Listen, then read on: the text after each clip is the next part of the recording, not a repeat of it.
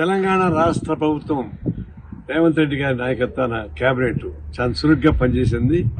ఈ global summit 2 రోజుల పాటు ప్రతిష్టాత్మకంగా జరిగింది. ఈ అరేంజ్మెంట్స్ చాలా బాగా చేశారు.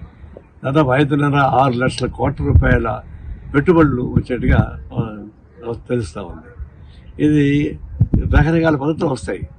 అయితే ఈ గ్రౌండ్ గుర్తుపెట్టుకోవాలంటే గ్రామీణ ప్రాంతం, తర్వాత వ్యవసాయ రంగం, దీన్ని సమన్వయం చేసుకుంటూ ప్రయారిటీగా ఉంటూ ఇది ఇండస్ట్రియల్ డెవలప్మెంట్ వస్తే బాగుంటుంది. కానీ లేదంటే ఒక పక్క ప్లస్ ఒక మైనస్ రావడానికి వీల్లేదు.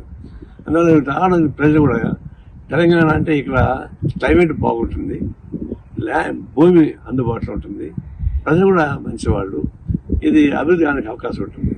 అయితే పారిశ్రామిక కొంతమంది అంబిషన్స్ వస్తారు, ఎక్కువ భూములు తీసుకొని తక్కువ ధరలతో తీసుకొని తర్వాత దాన్ని మిస్యూజ్ చేయడానికి ప్రయత్నిస్తుంటారు.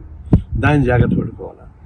టైం బాగుండగా అభివృద్ధి అయ్యే పద్ధతిలో వాళ్ళకి మ్యాండేట్ ఇవ్వాలా. అది లేకుండా పోతే ల్యాండ్ హ్యాండ్ ఓవర్ చేసుకుని పోతే అది ఎప్పుడో పోతుంది. ఇవన్నింటినీ సమన్వయం చేసుకునే పద్ధతుల్లో ఈ రెవెన్యూ డిపార్ట్మెంటు, ఆ పర్మిషన్స్, అనుమతులు ఇవన్నీ కూడా ఆటంకం జరగకూడదు. దీన్ని జాగ్రత్త చేసుకోవాల్సిన అవసరం ఉంది. అందులో ఆరంభ సూత్రం కాకుండా దీన్ని టైం బౌండ్ ప్రాతిపదికగా అభివృద్ధి చేస్తే తెలంగాణ అభివృద్ధి అవుతుంది, సమగ్ర అభివృద్ధి అవడానికి అవకాశం ఉంటుంది.